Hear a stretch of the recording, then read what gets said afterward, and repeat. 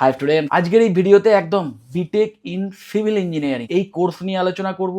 এই কোর্স বা বিটেকের এই ব্রাঞ্চ প্রাচীনতম ইঞ্জিনিয়ারিং ব্রাঞ্চ হওয়া সত্ত্বেও কেন এখন স্টুডেন্টরা এই বিটেক ইন সিভিল ইঞ্জিনিয়ারিং নিয়ে অ্যাডমিশন নেওয়ার আগে 10 বার চিন্তা করে। অনেকেই বলে বিটেক ইন সিভিল ইঞ্জিনিয়ারিং তেমন একটা জব ওরিয়েন্টেড আর নয়। সত্যি কি তাই যে সিভিল ইঞ্জিনিয়ারিং জব ওরিয়েন্টেড নয়? এবং যদি সিভিল ইঞ্জিনিয়ারিং জব ওরিয়েন্টেড হয় বা ফিউচারিস্টিক হয়, তাহলে কোন কোন বিষয়গুলোর ওপর নজর দিতে হবে এইগুলো নিয়ে আলোচনা করে নেবো আগে। এবং অবশ্যই তারপরে আমি আমাদের দেশের সেরা সেরা একদম প্রথম 20টি B Tech in civil engineering college নিয়েও আলোচনা করব। ইনফ্রাস্ট্রাকচার ছাড়া কোনো দেশ, কোনো সভ্যতা কোনো টিকে থাকতে পারে না, এবং সেটা করবে কারা?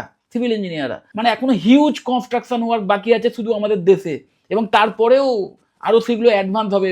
আমাদের দেশ এখন গ্রোয়িং কান্ট্রি, ওকে, উন্নয়নশীল দেশ। তো এখানে আরো অনেক নতুন নতুন কনস্ট্রাকশন তৈরি হবে, এবং যেগুলো অলরেডি রয়েছে সেগুলোও মডার্নাইজড হবে।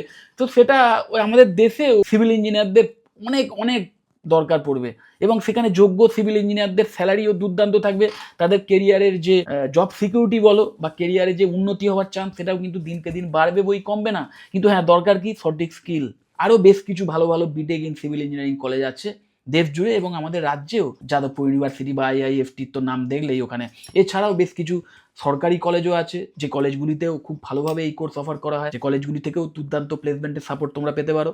এবং বেশ কিছু প্রাইভেট বিটেক কলেজও আছে আমাদের ওয়েস্ট বেঙ্গলেই, যে কলেজগুলি থেকেও